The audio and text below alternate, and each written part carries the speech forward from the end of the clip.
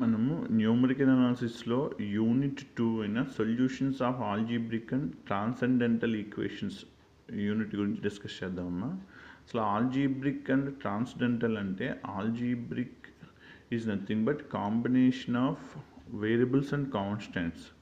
Variables constants యొక్క కాంబినేషన్తో express చేసే ఈక్వేషన్స్ మనం ఆల్జీబ్రిక్ ఈక్వేషన్స్ అని. Transcendental equations is nothing but non algebraic equations అమ్మ. ఇప్పుడు other than algebraic functions some other functions, trigonometric functions కానీ లేకపోతే ఎక్స్పోనెన్షియల్ ఫంక్షన్స్ కానీ ఇలాంటి different types of functions other than ఆల్జీబ్రిక్తో form అయ్యే ఈక్వేషన్స్ మనం ట్రాన్సెండెంటల్ ఈక్వేషన్స్ అని చెప్తామమ్మా. ఇప్పుడు ఇక్కడ మనం both algebraic as well as transcendental equations యొక్క సొల్యూషన్స్ అనేవి ఇందులో మనం డిస్కస్ చేస్తాం. సింపుల్గా ఈ యూనిట్లో ఆల్జీబ్రిక్ ఈక్వేషన్స్ యొక్క సొల్యూషన్స్ని అలాగే నాన్ ఆల్జీబ్రిక్ ఈక్వేషన్స్ యొక్క సొల్యూషన్స్ని ఫైండ్ అవుట్ చేస్తామమ్మా. ఇప్పుడు సొల్యూషన్ అని అంటే జనరల్గా ఇప్పుడు ఒక క్వాడ్రాటిక్ ఈక్వేషన్ ఇస్తే దానికి సొల్యూషన్స్ 1, 2 అనేవి రూట్స్ అయితే దే ఆర్ ది సొల్యూషన్ చెప్తాం. బట్ ఇక్కడ ఎస్పెషల్లీ ఈ న్యూమరికల్ అనాలిసిస్లో ఇచ్చిన ఆల్జీబ్రిక్ ఈక్వేషన్ యొక్క సొల్యూషన్స్ను న్యూమరికల్స్లో రావమ్మా. న్యూమరికల్స్లోనే వస్తాయి, బట్ 1, 2, 3, 4 అనే డైరెక్ట్ నెంబర్స్గా రావమ్మా. 1కి 2కి మధ్యలో one of the decimal value అయిన 1.456 ఆర్ 1.732 ఇలా డెసిమల్స్లో ఇచ్చిన ఆల్జీబ్రిక్ ఈక్వేషన్స్ యొక్క సొల్యూషన్స్ని మనం ఫైండ్ అవుట్ చేస్తామన్నమాట. సో అవి ఎలా ఫైండ్ అవుట్ చేయాలి, అలా అసలు ఇచ్చిన ఆల్జీబ్రిక్ ఈక్వేషన్స్ యొక్క సొల్యూషన్స్ని ఫైండ్ అవుట్ చేయడానికి ఎలాంటి మెథడ్స్ ఉన్నాయి అంటే so many methods are there for finding the algebraic equations. So first of all మనం ఓన్లీ ఆల్జీబ్రిక్ ఈక్వేషన్స్ యొక్క డెసిమల్ సొల్యూషన్స్ ఫైండ్ అవుట్ చేసే మెథడ్స్ గురించి డిస్కస్ చేద్దాం. అందులో one of the most important method for finding the solution of algebraic equation is bisection method. Bisection is nothing but average amma.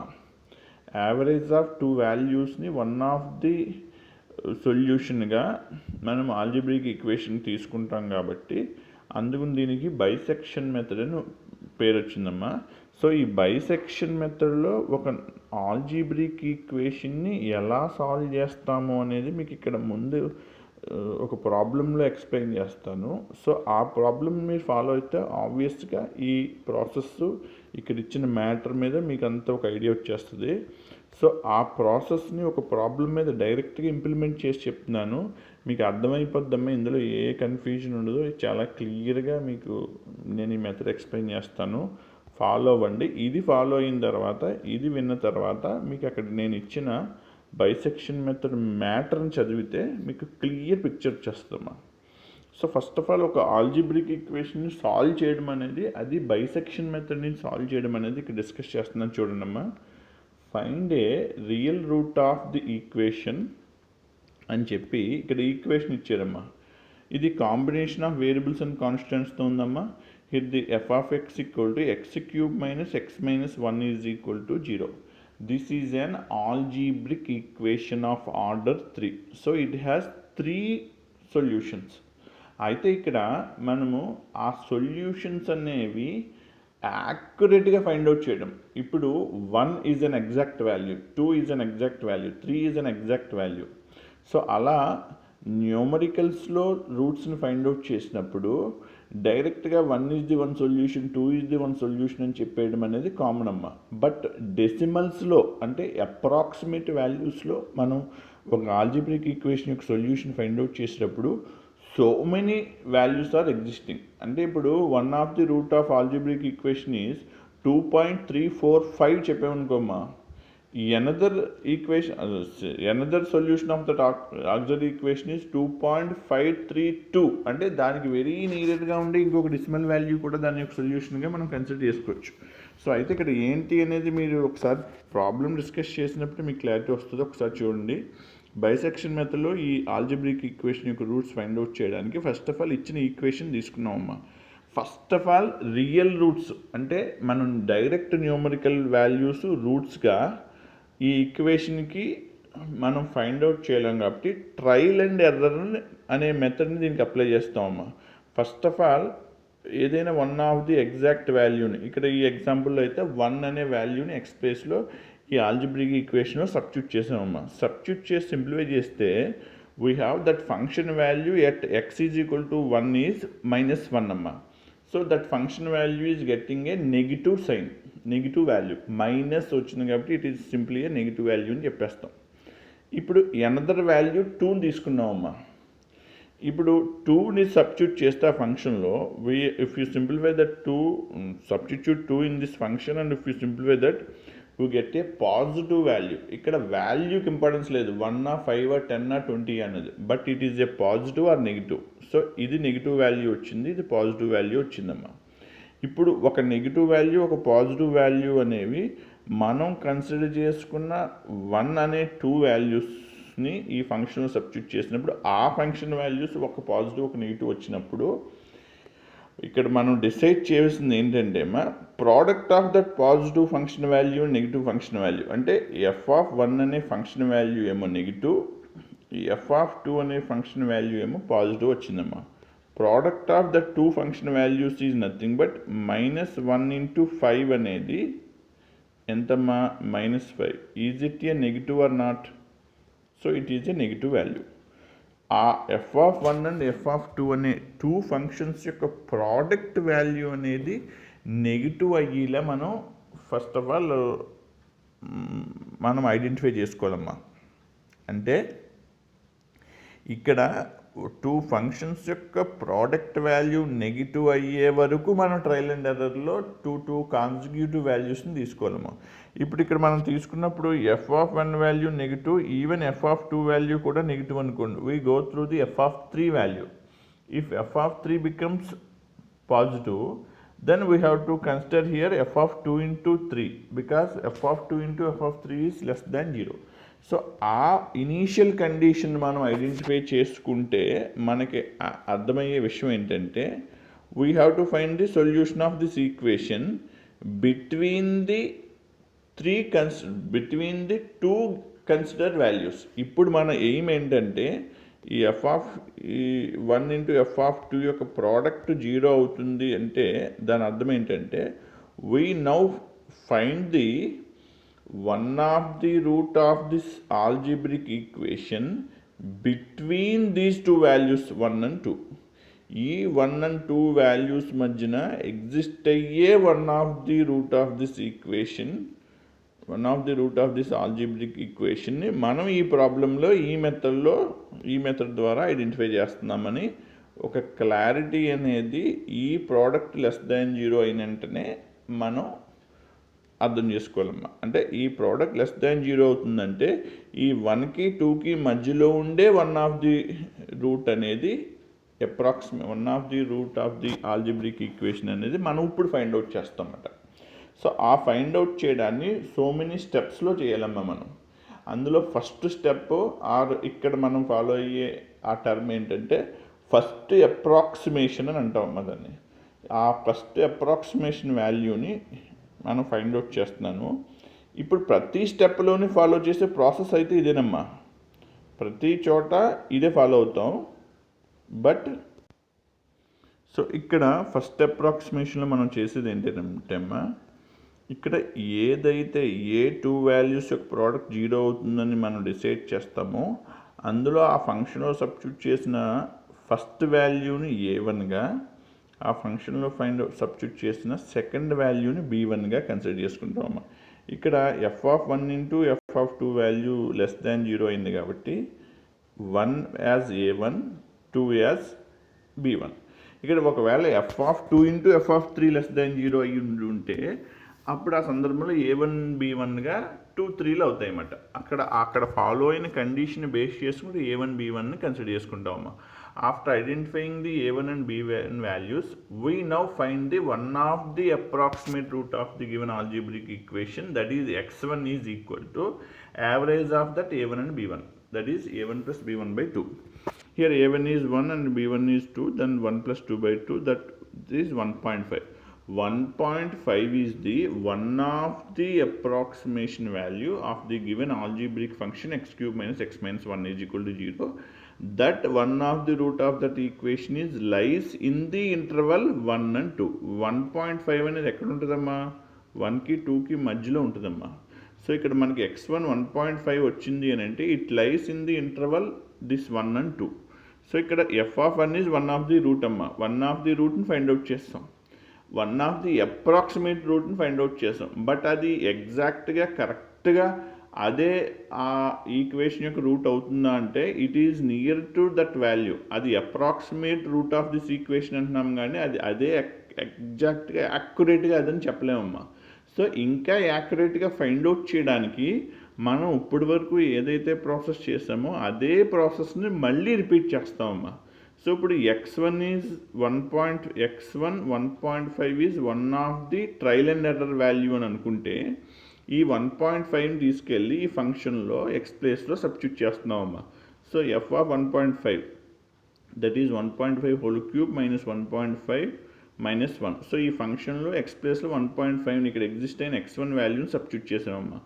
అప్పుడు f of 1.5 value 0.8750 వచ్చింది. ఇక్కడ scientific calculator use మాత్రం ఖచ్చితంగా ఉంటుంది. సో సైంటిఫిక్ క్యాలిక్యులేటర్లో ఈ ఫంక్షన్లో ఈ వాల్యూని సబ్స్టిట్యూట్ చేసి సింప్లిఫై చేస్తే వచ్చిన ఈ వాల్యూ అనేది ఖచ్చితంగా పాజిటివ్ వాల్యూ అమ్మా. So it is greater than 0 అని చెప్పాం. ఇప్పుడు మనం ట్రయల్ అండ్ ఎర్రర్లో f of 1 ఫైండ్ అవుట్ చేస్తే నెగిటివ్ వచ్చింది, f of 2 ఫైండ్ అవుట్ చేస్తే పాజిటివ్ వచ్చింది.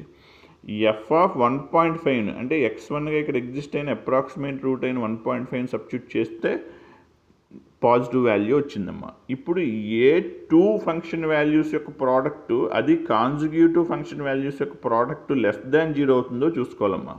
ఇక్కడ f of 1 negative, f of 2 positive, f of 1.5 is positive. ఇప్పుడు f of 2 f of 1.5 multiply చేస్తే that product is also positive అమ్మా. But మనకి product negative అవ్వాలనేది రూల్ కాబట్టి f of 1 f of 1.5 యొక్క ప్రోడక్ట్ చేస్తే 0 అవుతుంది. కాబట్టి ఇప్పుడు ఈ 1 and 1.5 అనేవి కాన్జుగేటివ్ వాల్యూస్ కాబట్టి ఆ కాన్జుగేటివ్ వాల్యూస్ యొక్క ప్రోడక్ట్ లెస్ దాన్ 0 అవుతుంది. కాబట్టి another real root must be in the interval 1 and 1.5 అని చెప్తామమ్మా. అంటే ఇనీషియల్గా one of the root is lies in the interval 1 and 2 అని చెప్పాం. ఆ 1కి 2కి మధ్యలో 1.5 is one of the approximate అని ఫైండ్ అవుట్ చేస్తాం. ఇప్పుడు వచ్చిన 1.5 యొక్క ఫంక్షన్ వాల్యూ ఫైండ్ అవుట్ చేస్తే వచ్చింది పాజిటివ్ కాబట్టి ఇది నెగిటివ్ వాల్యూ అని f of 1తో మల్టిప్లై చేస్తే లెస్ దాన్ 0 అవుతుంది. కాబట్టి another real root or another approximate root is lies in the interval 1 and 1.5 అని మళ్ళీ ఇక్కడి నుంచి ఏ ప్రాసెస్ అయితే చేసామో అదే ఇక్కడి నుంచి మళ్ళీ స్టార్ట్ చేస్తామమ్మా. చూడండి ఒకసారి.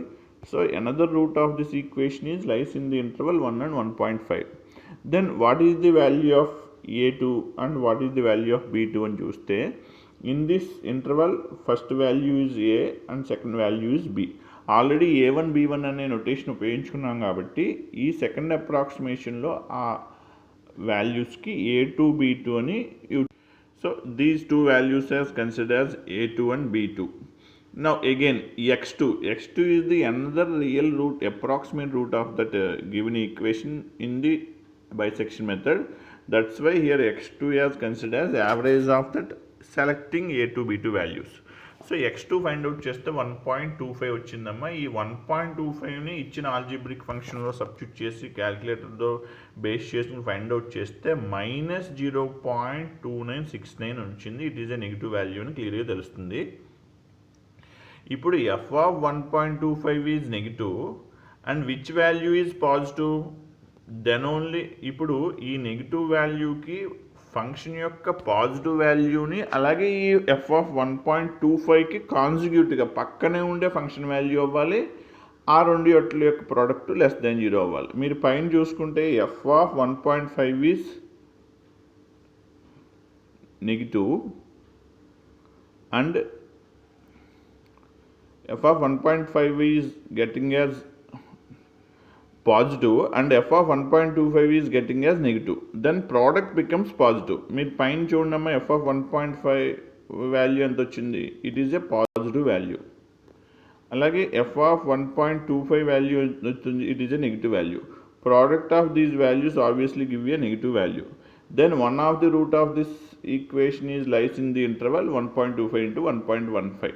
ఇప్పుడు మనం పైన ఫస్ట్ అప్రాక్సిమేషన్లో ఏదైతే చేసామో ఇక్కడ మారిన A2 B2 వాల్యూస్కి ఎగ్జిస్ట్ అయిన X2 వాల్యూస్కి అదే ప్రాసెస్ని అప్లై చేసి A2 కాన్సిక్యూటివ్ ఫంక్షన్స్ యొక్క ప్రోడక్ట్ లెస్ దాన్ 0 అవుతుందో చూసుకుని ఆ టూ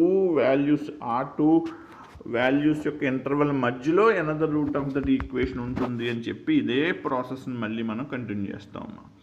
సో ఇప్పుడు another approximate root of this equation is lies in this interval అని చెప్పామమ్మా. Because F of 1.25 into F of 1.5 is less than 0 కాబట్టి. సో దెన్ ఆబ్వియస్లీ దిస్ ఇంటర్వెల్లో first value is A3 and second value is B3.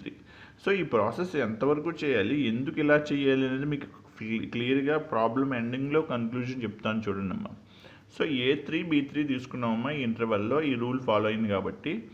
So ఆ A3B3ని base చేసుకుని average formula ప్రకారం A3 + B3/2ని third approximate root that is X3 అని తీసుకున్నాం. అది ఫైండ్ అవుట్ చేస్తే 1.375 వచ్చింది. ఇది X3 వాల్యూని X వాల్యూగా ఆల్జీబ్రిక్ ఫంక్షన్లో సబ్స్టిట్యూట్ చేస్తే క్యాలిక్యులేటర్ బేస్ చేసుకుని సింప్లిఫై చేస్తే ఎఫ్ ఆఫ్ X3 వాల్యూ అంటే ఎఫ్ ఆఫ్ X అనే ఫంక్షన్లో X ప్లేస్లో 1.375 అనే X3 వాల్యూని సబ్స్టిట్యూట్ చేస్తే వచ్చిన ఫంక్షన్ యొక్క ఎఫ్ ఆఫ్ X3 వాల్యూ ఈ 0.2246 అమ్మా. Obviously that function value is positive అయిందమ్మా. ఇప్పుడు 1.375 పాజిటివ్ అయ్యి దానికి నియర్గా ఉన్న నెగిటివ్ వాల్యూ చూస్తే 1.125 ఈజ్ ది నెగిటివ్ వాల్యూ అమ్మా.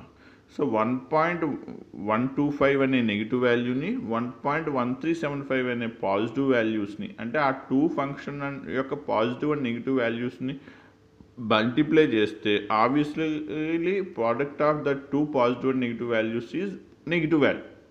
సో ఈ రూల్ ఖచ్చితంగా ఫాలో అయ్యే ఫంక్షన్స్ మాత్రమే మనం తీసుకోవాలమ్మా.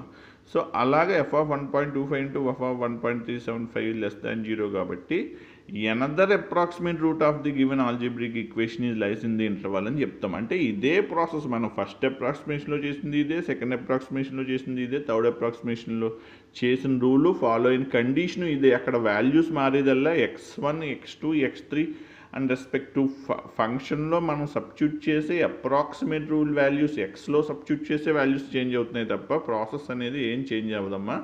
సో ఈ ప్రోడక్ట్ మధ్యలో ఉంటుంది కాబట్టి ఈ ఇంటర్వల్ మధ్యలో థర్డ్ రూట్ ఉంటుంది. సో ఇందులో this is A4 and this is B4 అని తీసుకుంటే average of the two values is nothing but X4. Again this X4 can be substituted in the given algebraic function in place of X, and again that f of X4 is less than 0. So f of X4 ante that is f of 1.3125 is 0, less than 0. Then which is greater than 0? మనకి f of 1.375ని find out చేస్తే అది positive వచ్చిందమ్మా. ఇప్పుడు మనం find out చేసిన f of X4 negative వచ్చిందమ్మా. So product ఖచ్చితంగా ఏమవుద్ది, లెస్ దాన్ 0 అవుద్ది. అంటే ఎనదర్ అప్రాక్సిమేట్ రూట్ ఎక్కడ ఉంటుంది, ఖచ్చితంగా ఈ ఇంటర్వల్ మధ్యలో ఉంటుంది.